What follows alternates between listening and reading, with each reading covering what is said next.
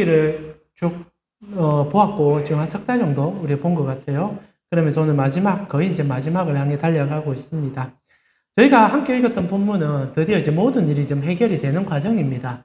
그래서 막혔던 문제도 해결이 되었고 그 과정 속에 이제 보아스가 룻을 이제 아내로 이제 삼는, 그러면서 이제 모든 장로들에게 칭찬 듣고 축복받는 이야기입니다. 사실 해피엔딩으로 끝나는 내용이지요. 그러면서 이제 자연스럽게 하나의 동화의 이야기처럼 행복하게 잘 살았다라는 내용으로 이제 꼭 끝나게 될 것 같습니다. 근데 말입니다.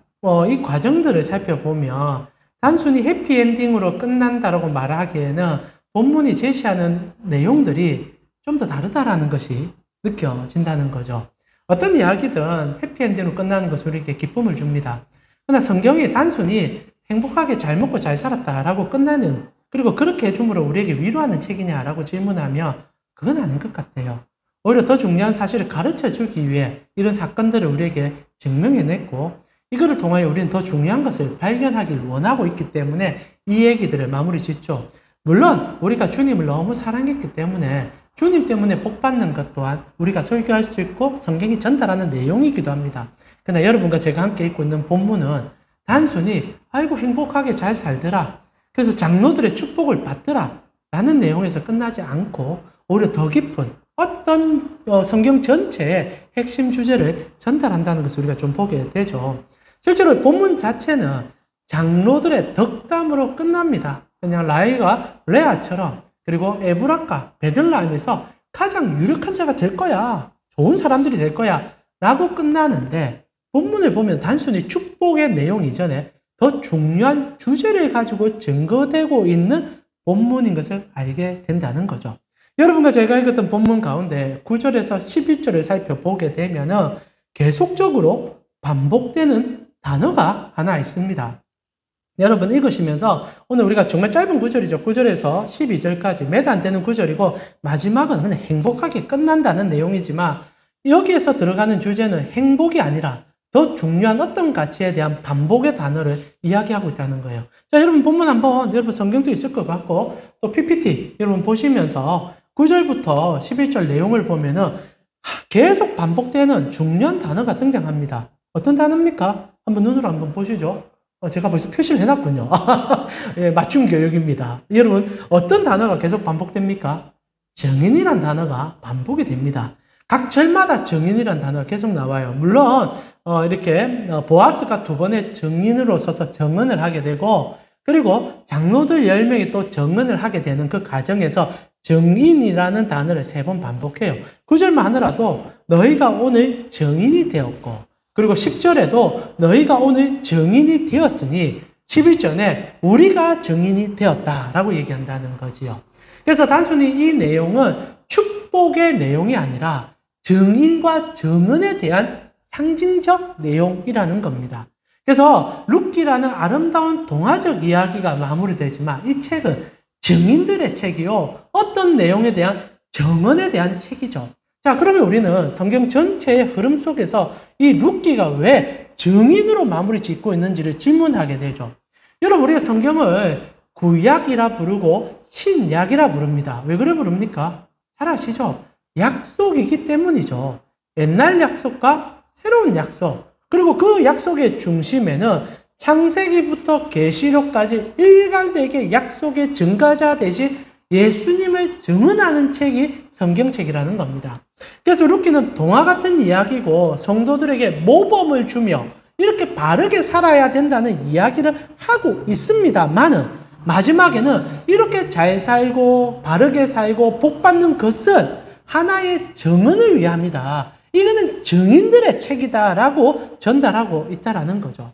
그래서 우리는 단순히 축복해주는 내용이 아닌 이것이 담고 있는 어떤 정언, 그리고 무엇을 설명하며 특히 성경 전체가 가지고 있는 주제 예수 그리스도에 대한 어떤 정인과 정언의 가치로서 이 얘기가 마무리되고 있는지를 조금은 끄집어내어 볼 필요가 있는 것 같아요.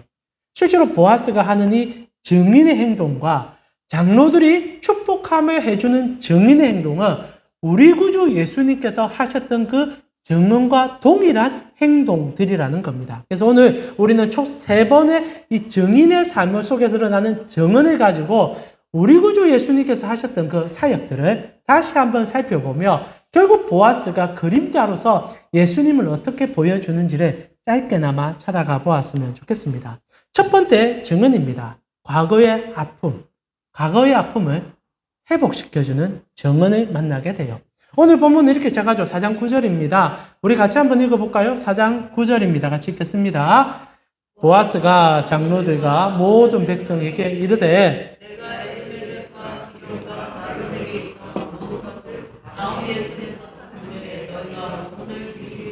자, 첫 번째 증인이 되어준다라고 얘기하며 보아스는 증언을 하고 있습니다. 근데 뭐에 대한 증언입니까?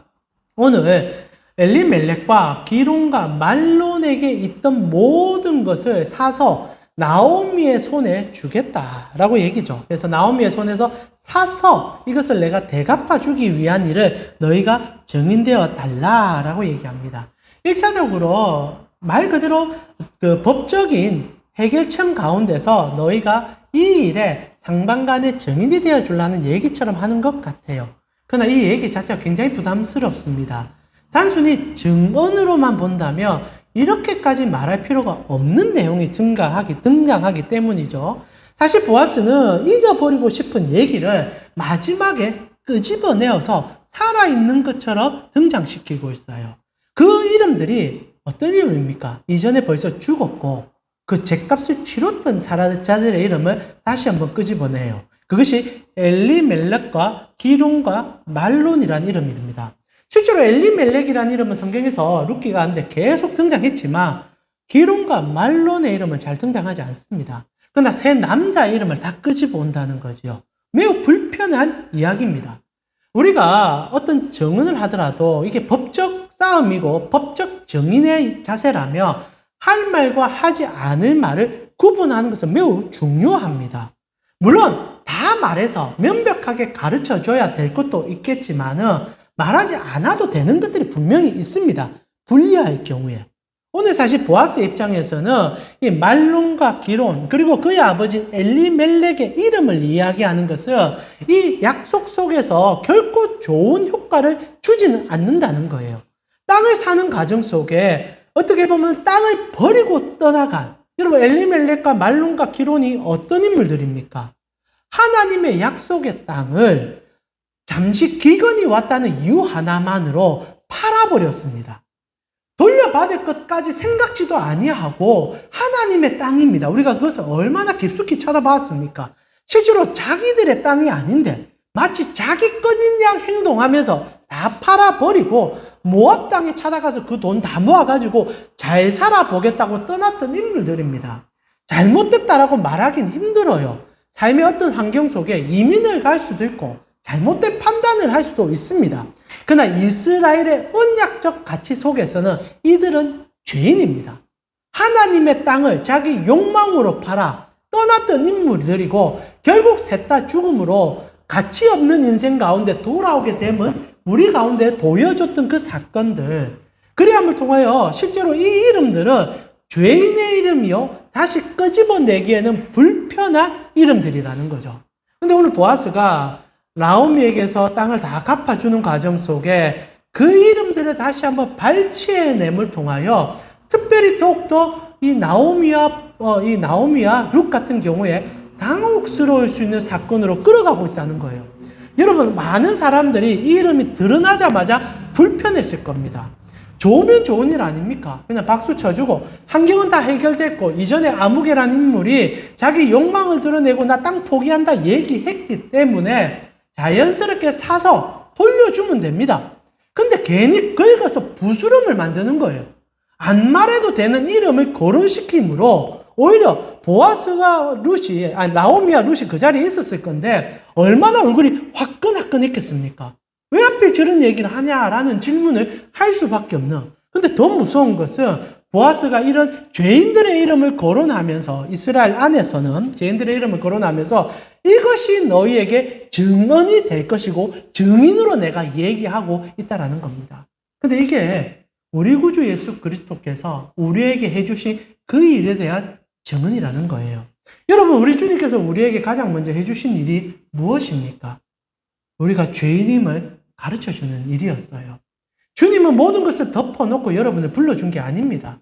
우리가 처절한 죄인임을 알려주시고 그 죄 가운데 다시 한번 회복될 수 있는 것을 보여주셨던 분이라는 사실입니다. 예수님께서는 우리에게 그 모든 것을 그의 몸으로 지심을 통하여 우리가 그 죄를 맞닥뜨릴 수 있는 은혜를 주신 분이죠. 실제로 오늘 보아스가 이 이야기를 꺼내지 않는다면 모두 다 덮고 지나갔을 것입니다. 그러나 여러분 아시죠? 덮는다 해서 해결되지 않습니다. 오늘 좋은 분위기 때문에 박수치고 지나가겠지만 1년, 2년, 3년 지나는 사이에 누군가 또다시 엘리멜렉의 이름을, 말론과 기론의 이름을 꺼내냄을 통하여 나오미와 루스, 그리고 특히 보아스까지 당혹스럽게 끌어내릴 수 있다는 거죠. 여러분, 죄가 왜 무섭습니까? 우리는 모두 다 지나가서 아무도 모르면 덮을 수 있다 생각하고 지나갈 수 있다고 생각하기 때문에 죄의 두려움을 잘 모릅니다. 그러나 여러분 한 번씩 경험하지 않습니까? 내가 10년 전에 잘못했던 거, 그런데 내까지 나도 잊어버렸던 것을 누군가 기억해서 끄집어내는 순간 얼마나 부끄러워집니까? 얼마나 참혹스러워집니까? 근데 그게 정말 내 인생에서 지우고 싶은 일인데 기억했던 한 사람이 나타나서 그것을 증언하기 시작하며 우리는 잊어지지 못할 정도의 고통 속으로 빠지는 경우들이 분명히 있다는 거죠. 여기서 죄라는 것은 한번 저지름을 통하여 사라지지 않는다는 것을 여러분이 기억하셔야 합니다. 그런데 보아스가요, 그것을 끄집어냅니다. 왜 끄집어냅니까? 대면하여 해결하기 위해서 끄집어낸다는 거예요. 만약 다른 사람이 그것을 끄집어내었다면 조롱하든지 희화하든지 아니면 어떤 약점 잡아서 이용할 수 있는 상황일 것입니다. 그러나 보아스는 그게 아니에요. 오직 한 가지 목적 때문에 이 얘기를 끄집어냅니다. 왜? 이것을 해결할 자신이 있기 때문에. 해결할 자신 있는 사람은 죄를 끄집어내는 은혜가 있다는 거예요. 여러분, 예수님이요, 우리에게 만나주시는 그날 우리의 과거의 죄를 다 생각나게 만들어 주십니다. 왜? 주님이 해결할 은혜가 있기 때문에. 그래서 성경은요, 끊임없이 우리에게 회개하라 요구합니다. 여러분, 만약 우리가 주님을 만나서 모든 죄가 용서받은 자가 되어 회복된 은혜가 있는 자들이라면 성경은 회개에 대해서 얘기하지 않을 것입니다. 근데 여러분 잘 아시잖아요. 성경은 왜 우리에게 계속 회개하라고 얘기합니까? 물론 회개하는 일로 천국 가고 지옥 가는 문제가 아닙니다. 그런데 주님께서 우리는 계속 우리에게 죄의 문제를 거론시키며 우리가 보게 하고 예수를 믿으면 믿을수록 회개의 삶을 살게 하는 것은 그 죄를 해결할 수 있는 분을 만났음을 깨달음으로 그 죄를 이겨나갈 수 있는 은혜를 주기 위하여 죄를 맞닥뜨리게 하는 것이 하나님께서 우리 가운데 하신 가장 큰 일이라는 거예요. 그래서 보아스가 죄를 끄집어냈습니다. 그리고 그들에게 보여줍니다. 비록 당혹스럽고 이 얘기를 왜 꺼내냐고 생각하며 불편할 수 있지만 놀랍게도 보았기 때문에, 말했기 때문에 이제 그 말은 그 누구도 더 이상 거론할 수 없게 됩니다. 왜? 보아스가 그 문제를 본인이 다 뒤집어 쓰기 때문이죠. 보아스가 나오미와 루스의 문제, 가족의 문제를 본인이 뒤집어 쓰기 위해서 오늘 이 이름들을 거론하고 있다는 거죠. 결국 보아스가 증언하는 것은 예수가 우리에게 하신 그 일을 증언하는 거예요. 주님께서 여러분의 치욕들은 과거를 끄집어냅니다. 물론 세상 사람들은 모를지 모르도 예수 믿고 나면 참 감사하게도 기억나게 해줍니다. 알게 해줍니다. 물론 까먹은 것도 있겠지만 기도하다 보면 떠오르는 것들이 있어요. 참 신기합니다. 그리고 우리는 회개합니다. 주님 잘못 살았다라고 말합니다. 근데 얼마나 감사합니까? 그때마다 보아스처럼 주님께서 주님이 끄집어내어 주신 것을 주님이 그의 몸에 담고 있음을 보여주므로 우리를 안아줍니다. 아들아, 내가 너를 용서한다. 그래서 예수 그리스도를 믿는 자들에게는 과거가 더 이상 두려움의 존재가 아니에요. 오히려 끄집어내 주는 게 감사한 일입니다. 보여주는 게 은총이에요. 모르고 있다가 뒤통수 막지 않도록 주님 우리를 보호합니다. 언제나 용서하기를 기뻐하며 오히려 우리가 잘못한 것을 알게 해주므로 더 나은 미래를 향하여 갈 수 있도록 인도하는 분, 그게 우리 구주 예수 그리스도요. 오늘은 그림자 되는 보아스가 이 일을 그 법정 공방 가운데 먼저 꺼내주므로 거기에 앉아있는 모든 사람들이 두 번 다시 이 일에 대하여 거론하지 못하도록 입을 다물게 만드는 상황, 이게 예수님이 여러분에게 해준 가장 큰 축복의 하나라는 거죠. 이렇게 보아스는 과거의 문제를 끄집어내어 오늘 현재의 해결점으로 우리에게 던져주었습니다. 그리고 나서 두 번째, 현재의 문제로 끌고 왔으며 해결을 해줘야죠. 그리고 보아스는 이것을 정말 멋진 방법으로 해결하기 시작합니다. 그게 이제 10절의 두 번째 증인이죠. 우리 10절을 같이 한번 읽어보았으면 좋겠습니다. 10절입니다. 같이 읽어볼까요? 또 말로 내 안에 모압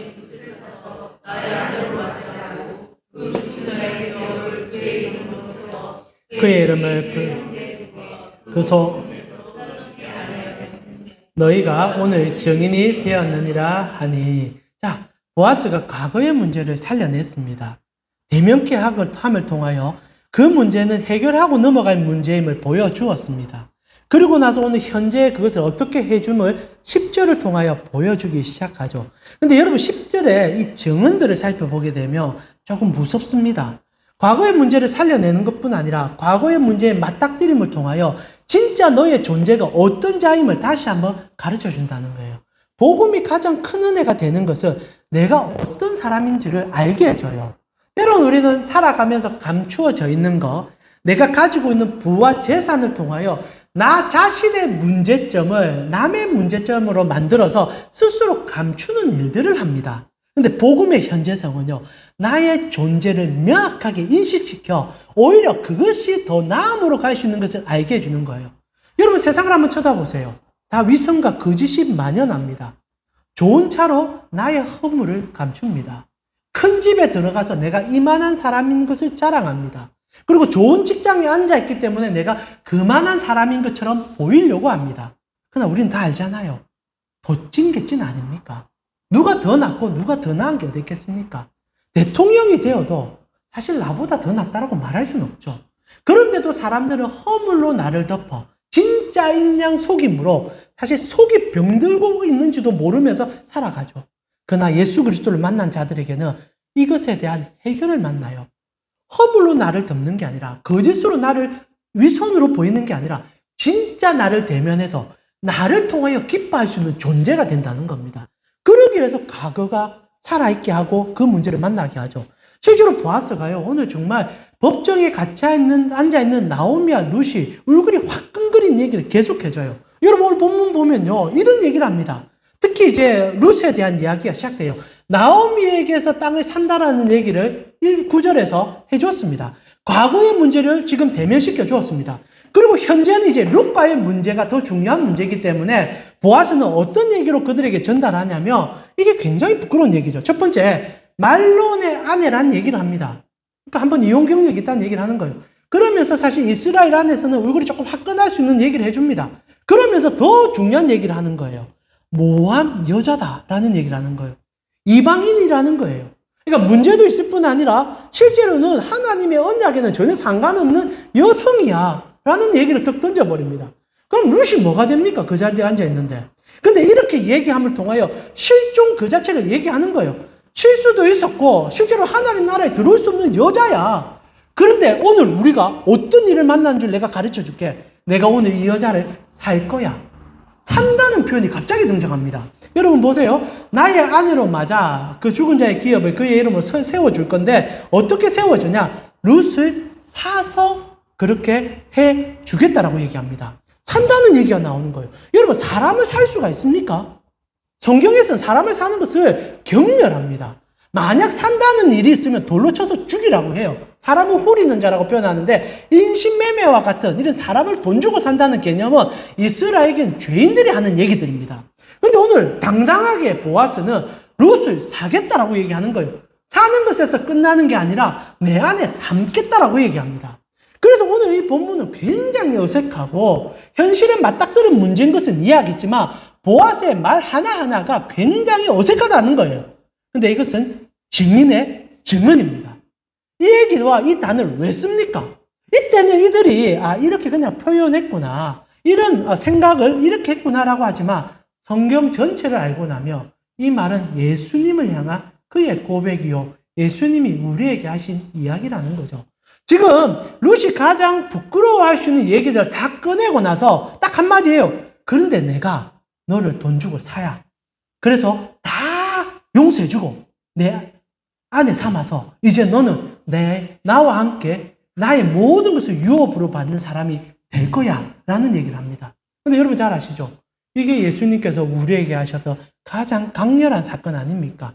요한계시록에 보게 되면 똑같은 표현이 이렇게 등장을 하게 됩니다. 샀다는 표현이 마지막 계시록에 또다시 등장을 하게 돼요. 자, 계시록 5장 9절입니다. 우리 같이 한번 읽어보았으면 좋겠습니다. 5장 9절입니다. 그들이 새 노래를 불러 이르되 두루마리를 가지시고 그 인봉의 떼기에 합당하시도다. 일찍이 죽임을 당하사 각 족속과 방언과 백성과 나라 가운데서 사람들을 피로 사서 하나님께 드리시고, 예수 그리스도께서 우리에게 하셨던 일이 당신의 피를 다 흘려서 그 피를 팔았다고 되어 있어요. 팔아서 우리를 그 값으로 우리를 용서해 줬다고 얘기합니다. 이것을 성경적으로 랜섬, 몸값을 지불했다라고 얘기하는 그 놀라운 신학적 가치 아닙니까? 오늘 보아스가 그 일을 하고 있는 거예요. 물론 보아스는 자기의 피를 판 건 아닙니다. 그러나 여러분 오늘 본문에 얘기하고 있죠. 보아스가 실제로 루스에게 그 모든 것을 돌려주는 가치는 정말 당신의 피를 다 팔아서, 자기의 생명을 다 팔아서 그 여인을 사오는 가치와 동일하다는 거예요. 여러분 실제로 지금 이 보아스라는 인물이 루스에게 하고 있는 일은 어마어마한 겁니다. 여러분 10절을 같이 읽었는데 한번 보세요. 이렇게 얘기합니다. 아내로 맞이하고 그 죽은 자의 기업을 그의 이름으로 세워 그의 이름이 그의 형제의 중과 그곳 성문에서 끊어지지 아니하게 하매 너희가 오늘 증인이 되는 것이다. 자, 두 번째 증인의 핵심은 죄인을 살려서 그 후계자를 남겨 그 죄인에게 나의 모든 것을 주겠다라는 얘기예요. 이게 굉장히 지금 무서운 얘기입니다. 왜냐하면 보아스는 아무것도 안 가져가겠다는 얘기입니다.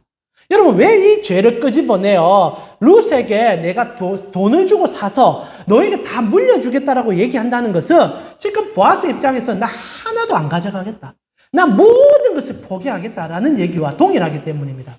자, 이것을 알기 위해서 우리가 저번 주에 기업 물을 자에 대한 가치를 여러분 좀 아셔야 된다고 얘기해 드렸어요. 지금 거론되는 이름들을 여러분 조금 더 정확히 이해를 해야 됩니다. 지금 이 보아스라는 인물은 누구의 땅을 사냐면 나오미의 땅을 사는 겁니다. 근데 땅을 사서 그냥 돌려주게 되는 과정을 통하여 나오미가 그 땅을 가져가게 해주면 끝나버립니다. 이게 성경에서 해준 약속의 마지막이에요. 땅을 사서 물어준 다음에 돌려주면 끝납니다. 그럼 보아스도 여기까지 하면 언약은 다 실천하는 거예요. 근데 그리 하지 않겠다는 겁니다. 실제로 나오미에게 땅을 돌려줘도 하나의 문제점이 있는데 그 땅을 물려받을 아들이 없다는 거예요. 유대의 법상은 땅은요 오로지 아들만 가져갑니다. 그러나 간혹 딸이 가져가는 경우도 있지만 이 집은 딸도 없고 아들도 없어요. 그러면 나오미에게 땅을 아무리 보상해서 돌려준들 룻하고 나오미가 죽고 나면 그 땅은 무주공산되어지고, 그리고 기업의 땅으로 다시 돌아가면은 보아스가 다시 차지할 가능성이 매우 높습니다. 그러나 긴 시간 기다려야 되고 어려워지니까 처음 나온 아무개는 포기해버린 거예요. 룻이 언제 죽을지 어찌합니까? 나오미가 언제 죽을지 어찌합니까? 그리고 또 문제점이 한두 가지가 아니니까 그냥 포기한 건데, 보아스는 돈을 다 지불해서 그 땅이 얼마나 되는 줄 모르겠지만 여러분 이걸 알아야 되는데, 보통 그 기업에 있는 모든 사람들은 동등하게 땅을 다 분배받습니다. 자, 그렇다면 보아스 입장에 나오미의 땅, 엘리멜렉의 땅을 갚아준다는 것은 자기가 가지고 있는 땅의 가치 그대로 다 해서 그 땅을 사준다는 것. 물론 부자기 때문에 더 많은 재산이 있겠지만 그냥 명백하게 단순하게 계산하면 전 재산 팔아서 그 땅을 산다는 얘기가 똑같습니다. 그런데 그렇게 사서 나오미에게 돌려주면 시간이 지나면 다시 돌려받을 가능성이 매우 높은데 어떤 일을 합니까? 내가 룻을 아내로 삼겠다. 그래서 산다는 표현을 한다는 거예요. 내가 다 팔아가지고 그 땅값으로 내 전 재산을 그 여인을 위해서 주고, 그리함을 통하여 내가 룻을 데리고 오겠다. 그리고 딱 하나의 목적이다. 내가 어떤 부를 취하는 게 아니라 룻을 통하여 자식을 놓아. 그 자식은 나오미의 자식이 될 거니까 내 팔았던 전 재산 그 자식에게 다 물려줄게. 나는 이 기업에 대해서 아무 가치가 없다. 오로지 나는 목적이 딱 하나다. 언약을 낳을 한 자녀를 통하여 그 자녀에게 다 줄게. 그럼 우리는 이렇게 생각할 수 있죠. 그래봤자 그 아들인데 그 뭔 차이가 있냐? 유대법을 몰라서 하는 소리입니다.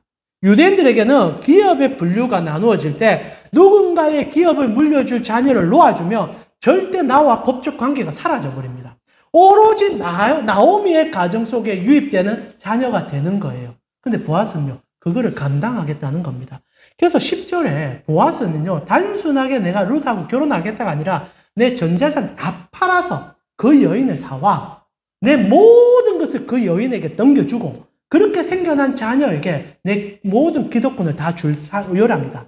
나는 모든 것을 포기하고 하나님의 약속을 지켜내려고 하는 것이다. 이 얘기를 하는 거죠. 얼마나 놀랍습니까? 근데 우리가 아시다시피 이 얘기는 결국 예수님께서 우리에게 하셨던 그 얘기의 그림자죠. 우리가 계시록 5장 9절을 읽었지만 결국 예수님께서 당신의 피를 팔아서 전부를 파셨죠. 보아스는 땅을 판 게 전부지만은 예수님은 자기 생명을 팔아버렸습니다. 그리고 그것을 값으로 치룬 다음에 우리에게 그 값을 다 나눠줬어요. 그리고 한 가지 목적을 위해서 불러준 겁니다. 아내 삼으려고. 그래서 우리가 성경적으로 볼 때 우리 모두는 예수의 신부된다라고 다 얘기하지 않습니까? 그래서 계시록의 마지막 끝날 때 이 보아스가 했던 사업에 대하여 마지막 그림을 이렇게 그려줘요. 19장 7절과 8절입니다. 계시록 19장 7절과 8절 우리 같이 한번 읽어보았으면 좋겠습니다. 같이 읽겠습니다. 우리가 즐거워하고 크게 기뻐하며 그에게 영광을 돌리세 어린 양의 혼인 기약이 이르렀고 그의 아내가 자신을 준비하였으므로 그에게 빛나고 깨끗한 세마포 옷을 입도록 허락하셨으니 이 세마포 옷은 성도들의 옳은 행실이더라 하더라 되어 있습니다. 예수님께서 당신의 피를 팔아서 우리를 사온 다음에 우리를 아내 삼아서 천상에서 우리와 결혼식을 하겠다라고 얘기합니다. 그리고 우리에게 의의 옷을 입혀주죠. 자, 여기서 19장 8절에는 성도의 옳은 행실이라고 되어 있습니다. 근데 여기서 여러분 잘 알아야 되는 게 우리는 옳은 행실을 살지 못하는 자들이죠. 계시록 전체에서 흰 옷은 딱 하나를 얘기해요. 예수 그리스도의 옷을 얘기합니다. 신랑의 옷을 우리에게 입혀주고 옳은 행실로 살아가는 자라고 칭해준다는 얘기를 이 본문에서 해주는 거예요. 그래서 룻기도 똑같은 얘기죠. 과거의 죄악을 우리 가운데 보여주고 지금 무슨 목적으로 보여줍니까? 그 모든 죄악을 보아스라는 인물이 모든 전 재산 다 팔아서 해결해주고 그리고 나서 아내 삼아서 유업으로 물려주겠다라는 얘기를 통하여 회복의 영광으로 가서 너와 내가 결혼하여 너는 새로운 존재로 하나님 앞에 설 수 있는 자라는 것을 가르쳐 주었다는 겁니다. 그게 이제 결국 계시록에서 예수님께서 우리에게 해준 그 사건을 끌어옴을 통하여 보아스가 하고 있는 이 증언은 예수님이 당신의 피를 흘려서 우리 죄값을 용서할 뿐 아니라 우리를 피값으로 사오셔서 우리와 영원한 언약의 신부로 삼아 그분의 나라까지 끌어가리라 하라는 그 놀라운 충성된 고백을 증언 삼아 하고 있다는 겁니다. 그래서 마지막 이 두 증언을 통하여 예수께서 해주셨던 과거의 우리의 죄의 용서와 현재의 우리의 구원을 통하여 미래의 사랑으로 끌어가는 그 은혜를 보여준 다음에 장로들이 그 일을 가지고 또다시 증언합니다. 세 번째 증언이 가장 중요한 것 같아요. 그리고 두 증언이 끝나자 장로들이 증언을 시작하는데 이것은 미래 그리고 과거를 통합시키는 예수 그리스도의 축복에 관한 이야기로 마지막 증언이 끝나게 되죠. 4장 11절입니다. 우리 이거 좀 읽고 말씀 마무리해 볼까요? 4장 11절입니다. 같이 한번 읽어보겠습니다. 성문에 있는 모든 백성과 장로들이 이르되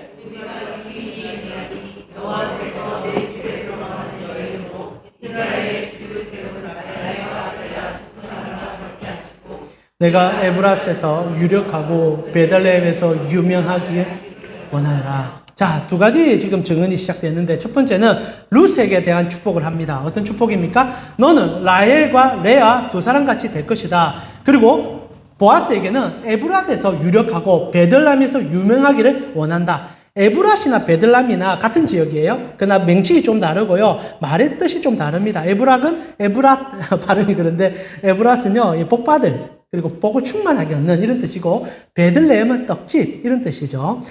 그래서 이 지역에서 굉장히 유명해질 것이다 라는 얘기를 합니다. 근데 이 두 정언을 보면요, 좀 유치해요. 베들레헴은요, 진짜 양산보다 더 작습니다. 얼마나 코딱지만한 땅인지 몰라요. 근데 거기서 유명해지면 뭐합니까? 나아가 실제로 보아스는요, 벌써 유명합니다. 유력한 자예요. 그러니까 이거는 뭐 그냥 말장난과 같은 얘기죠. 너, 아이고, 유명해질 거야. 거기다가 이제 루시라는 여자가 이제 값을 다 지불하고 여하튼 이제 보아스의 부인이 되니까 축복해 주는 거예요. 너 라헬과 레아 같이 될 거야 라고 얘기하면서 그냥 박수 치면서 끝납니다. 실제로 장로들이 할 수 있는 축복의 한계선인 것 같아요. 그냥 말로 축복해 주고 박수 치는 립 서비스 같습니다. 그러나 이게 증인인 게 문제예요. 성경은 이것을 증언이라고 얘기하는 겁니다. 자, 오늘 두 사람이 그리스도의 모형이 되어서 천국 결혼 잔치를 우리에게 보여주었습니다. 그러고 나서 이 장로들이 이것을 축복하기 시작하죠. 너는 라헬과 레아와 같이 될 것이고, 그리고 보아스는 에브락과 베들레헴에서 유력한 자들이 될 거야. 근데 이 사람들과 이 지명은 우리에게 한 가지만 전달하죠. 뭡니까? 다윗과 예수 그리스도. 여러분, 결국 이 룻기가 끝날 때 이 얘기가 마무리가 이렇게 되어지죠. 룻기 4장 21절과 21절에 보니까 살몬은 보아스를 낳고, 보아스는 오벳을 낳고, 오벳은 이새를 낳고, 이새는 다윗을 낳았더라. 에브락과 베들레헴이 유명해진다는 것은 그 지역 유지라는 얘기가 아니라 언약의 상징적 요소 속에서 지금 주 예수 그리스도께서 베들레헴의 나심에 대한 증거가 된다라고 얘기하죠. 그래서 두 사람이 해줬던 그 그리스도의 모형적 사건들은 베들레헴에 태어날 예수의 상징이었고, 다윗이 그것에 태어남으로 절대 왕권을 가지신 왕의 왕이 죄인에 대해 우리 가운데 오실 것에 대한 하나의 증표라는 얘기를 이렇게 해주고 있는 겁니다. 그래서 라헬과 레아라는 얘기를 룻에게 해주는 거예요. 12지파의 어머니가 된다는 얘기입니다. 이거 함부로 할 수 있는 축복이 아니거든요. 근데 이 룻이라는 여자는 결국 온 인류의 어머니가 되어버리죠. 그래서 이 얘기를 마태복음의 첫 시작에 동일하게 서술해냅니다. 왜냐하면 룻기의 축복이, 이 언약이 결국 성취되었다. 예수가 그대로 우리에게 오셔서 보아스가 그림자로 보여준 사건을 우리에게 성취해줬다. 우리를 모든 죄에서 그의 값으로 사시고 우리를 용서해 줄 뿐 아니라 우리를 아내 삼아 영원한 하나님의 백성 삼아 그의 영광을 물려받게 해줬다. 그래서 족보를 얘기할 때 이 두 여인의 이 여인과 보아스의 이름이 같이 나옵니다. 마태복음 1장 5절이죠. 우리 같이 한번 읽어볼까요? 5절과 6절입니다. 같이 읽겠습니다. 살몬은 라합에게서 보아스를 낳고, 보아스는 룻에서 오벳을 낳고, 오벳은 이새를 낳고, 이새는 다윗 왕을 낳았으니라. 다윗은 우리아에게서 아내 솔로몬을 낳았다. 그리고 마지막 족보의 끝에 가면 여기서 예수 그리스도가 나셨다라고 되어 있습니다. 결국 오늘 여러분과 읽은 이 4절의 증언은 단순히 결혼과 축복에 대한 이야기가 아닙니다. 룻기가 우리에게 진정으로 전달하고 싶은 얘기, 어느 날 예수 그리스도께서 우리 가운데 오심을 통하여 보아스처럼 전 재산을 팔듯 자신의 생명을 팔아서 우리를 그 피값으로 사게 될 거야. 그리고 너희는 그 영광 속에 함께 들어가 그 은하의 그 나라를 경험하게 될 것이야 라고 얘기합니다. 말씀 마무리할까요? 결국 보아스는 두 번의 증언과 그리고 장로들의 증언을 듣는 과정 속에서 예수 그리스도의 하신 그 일을 다시 한번 몸으로 보여주게 있다는 겁니다. 그래서 오늘 여러분, 우리가 이 말씀을 통하여 우리는 다시 한번 한 가지를 떠올려야 됩니다. 내가 만난 예수님께서 나에게 이 일을 해줬구나. 이거 동화의 이야기가 아니라는 거예요. 그냥 우리가 알고 있는 그 신데렐라나 백설공주 얘기가 아니라는 거예요. 이 얘기는 우리를 끝까지 사랑해 주신 예수님께서 보아스처럼 전 재산 다 팔든 그의 생명을 팔아 우리를 대속해주고 삼아줘서 나라 삼아줄 그 영광의 에피소드였다라는 겁니다. 그리고 여러분은 거기에 부름받은 신부들입니다. 하나님께서 전부를 주셨던 자들이라는 거예요. 그래서 오늘 보아스가 룻과 행복한 삶을 살아가듯 오늘도 여러분은 동일하게 예수님이 해주셨던 그 일로 인하여 행복하게 사는 자들입니다. 기억하세요? 예수님께서 여러분의 과거의 죄악을 그의 피로 용서해 주셨습니다. 그리고 현재의 여러분에게 꿈과 희망을 대면하여 주셨습니다. 그리고 마지막으로 영생을 허락해 주셨습니다. 그 영광이 세상에서 추구하는 그 가치와 비교할 바 없음을 알기에 오늘도 주님 앞에 더 달려가 주님의 영광을 맛볼 수 있는 여러분이 되셨으면 좋겠어요.